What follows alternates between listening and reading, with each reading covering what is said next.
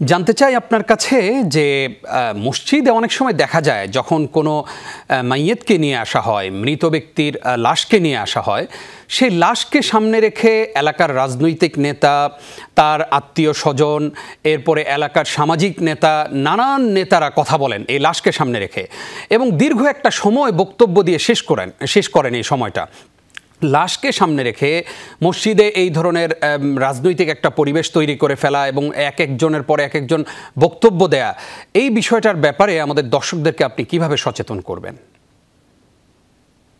অনেক ধন্যবাদ আপনাকে। আপনি খুবই সত্য বলেছেন যে আসলে খুবই আরকি এই সমস্যাটা আমরা দেখি, আমরা সবাই এটা ফেস করি। কারণ হলো যে আমরা দেখি যে লাশকে সামনে নিয়ে অনেকে বক্তব্য রাখেন। তিনি কি ছিলেন, তিনি কে ছিলেন ইত্যাদি নিয়ে।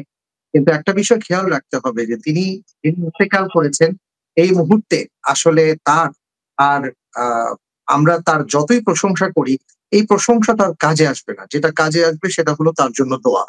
সত্যিকার অর্থে যিনি ইন্তেকাল করেছেন তাকে যদি আমি ভালোবাসি, তাকে যদি আমি তার যদি শুভাকাঙ্ক্ষী হয়ে থাকি, আমার জন্য দরকার যেটা সেটা হলো খুব বেশি করে তার জন্য দোয়া করা এবং যত দ্রুত সম্ভব তার জানাজার সালাত আদায় করে তাকে দাফন-কাফনের ব্যবস্থা করা। কারণ হলো রাসূল সাল্লাল্লাহু আলাইহি ওয়াসাল্লাম বলেছেন যে যখন কেউ ইন্তেকাল করেন, মুমিন হলে তিনি বারবার তার ভেতর থেকে আসতে থাকে। তিনি বলতে থাকেন যে, "আমাকে তাড়াতাড়ি আমার গন্তব্যে নিয়ে যাও।"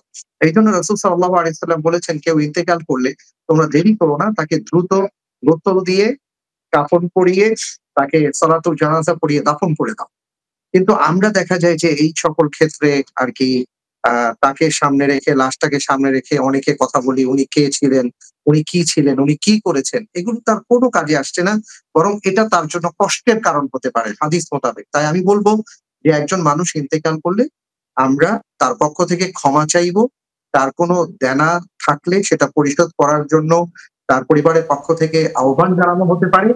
এরপরে আমরা সলাতুল জানাজা আদায় করব। জি, আর তার জন্য দোয়া করব। জি, জি। আশা করছি আমাদের দর্শকরা বিষয়টি বুঝতে পেরেছেন এবং খুবই গুরুত্বপূর্ণ ইনফরমেশন আমরা পেলাম, আলহামদুলিল্লাহ।